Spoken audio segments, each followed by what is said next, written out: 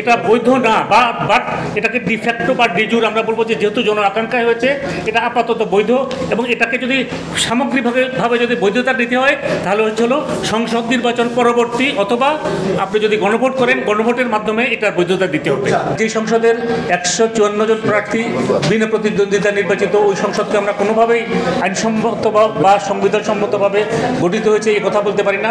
সংবিধান সংস্কার, সংবিধান সংশোধন এটার একমাত্র অধিকার হলো সংসদের। তাহলে যখন সংসদ নির্বাচন অনুষ্ঠিত হবে, সংসদ নির্বাচন পরবর্তী আপনি এটাকে অনুমোদন দেবেন। 2014 যে নির্বাচনটা হয়েছে আপনারা নিশ্চয়ই জানেন যে ওই নির্বাচনটা অনুষ্ঠিত হয়েছিল হলো 2014 সালের সকল বিরোধী দলের বয়কটের মাধ্যমে। সেখানে 154 জন প্রার্থী বিনা প্রতিদ্বন্দ্বিতা নির্বাচিত হয়েছিল, এবং সংসদ গঠন বিষয়ক যে অনুচ্ছেদ আর্টিকেল 65 সাব আর্টিকেল 2 সেখানে বলা আছে যে একক আঞ্চলিক নির্বাচনী এলাকা থেকে প্রত্যক্ষ নির্বাচনে নির্বাচিত 300 এবং তাদের আনুপাতিক প্রতিনিধিত্বের ভোটে নির্বাচিত 50 সদস্য সমন্বয়ে সংসদ গঠিত হবে। তাহলে যেই সংসদের 154 জন প্রার্থী বিনা প্রতিদ্বন্দ্বিতা নির্বাচিত, ওই সংসদকে আমরা কোনোভাবেই আইনসম্মত বা সংবিধানসম্মতভাবে গঠিত হয়েছে এই কথা বলতে পারি না। 2018 নির্বাচনে ভোট গ্রহণ দিনের ভোট যদি রাতে হয়ে যায়, সেই নির্বাচনকে আমরা কখনো বলতে পারবো না যে সেই নির্বাচন সংবিধান বা আইনের আলোকে, অর্থাৎ রিপ্রেজেন্টেশন অফ দ্য পিপলস অর্ডারের আলোকে হয়েছে, তাহলে সেই নির্বাচনটি অবৈধ। এরপরে আসেন 2024 নির্বাচন, এটা আপনারা নিশ্চয়ই জানেন বা আপনারা নিশ্চয়ই আপনাদের স্মরণে আছে।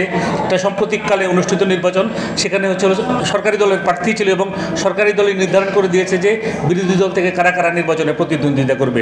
তাহলে আমরা কি পাচ্ছি যে তিনটি অবৈধ সরকারের অবসানে একটা বিপ্লবোত্তর একটা সরকারের আগমন ঘটেছে, এবং যেহেতু জন আকাঙ্ক্ষায় এই সরকারের আগমন ঘটেছে, সেজন্য আমরা এই সরকারকে এখন পর্যন্ত বৈধ সরকার বলবো।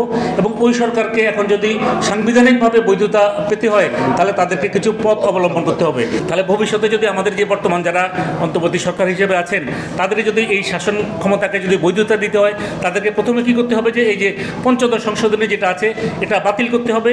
আর তারা যদি সংবিধান সংশোধন চান বা সংবিধান পুনর্লিখন চান, যেটাই তারা চান না কেন, তাদেরকে কি করতে হবে, তাদেরকে একটা পলিটিক্যাল ডায়ালগে যেতে হবে। দেশের যে সকল রাজনৈতিক দল আছে প্রতিটা রাজনৈতিক দলের সঙ্গে আলাপ আলোচনার মাধ্যমে পলিটিক্যাল ডায়ালগে গিয়ে তারা যেভাবে সম্মত হয় ওইভাবে তারা সংবিধানের সংস্কার বা সংবিধানের পুনর্লিখন করবেন। ভিন্ন পন্থায় যদি যান তাহলে 111 গভর্নমেন্টের যে পরিণতি হয়েছিল ওনাদেরও কিন্তু সেই পরিণতি হতে পারে। এবং আমি অত্যন্ত জোর দিয়ে বলতে চাই যে সংবিধান সংস্কার, সংবিধান সংশোধন এটার একমাত্র অধিকার হলো সংসদের। তাহলে যখন সংসদ নির্বাচন অনুষ্ঠিত হবে, সংসদ নির্বাচন পরবর্তী আপনি এটাকে অনুমোদন দেবেন।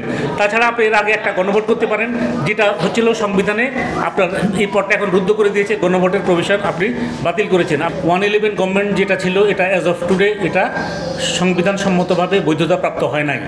বৈধতা দেওয়ার একমাত্র অধিকার হলো আমাদের সংসদের। সংসদ যেহেতু বৈধতা দেয় নাই এবং আদালতের মাধ্যমে যে বৈধতা দেওয়ার প্রয়াস নেওয়া হয়েছে সেটা আইনসম্মতভাবে বৈধ না। তাহলে এখন দেখা যাচ্ছে যে 2008 এবং 2008 পরবর্তী যে 3টি সংসদ নির্বাচন অনুষ্ঠিত হয়েছে, এই 3টি সংসদ নির্বাচনই একটা অবৈধ সরকারের উপর ভিত্তি করে প্রতিষ্ঠিত।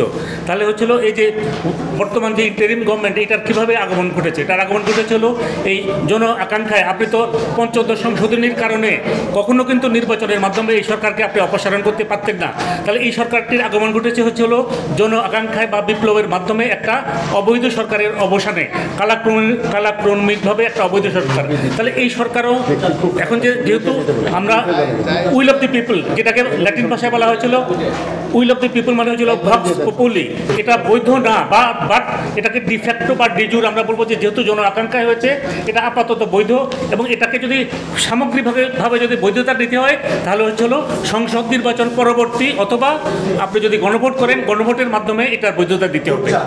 আমরা বৈধ এই কারণেই বৈধ বলছি যে যেহেতু যে আপনি তো অর্থাৎ যে যারা ক্ষমতাসীন ছিল যেহেতু অপসারণের পথ রুদ্ধ, তাহলে তো আপনাকে একটা অপসারণের পথ তো বের করতে হবে।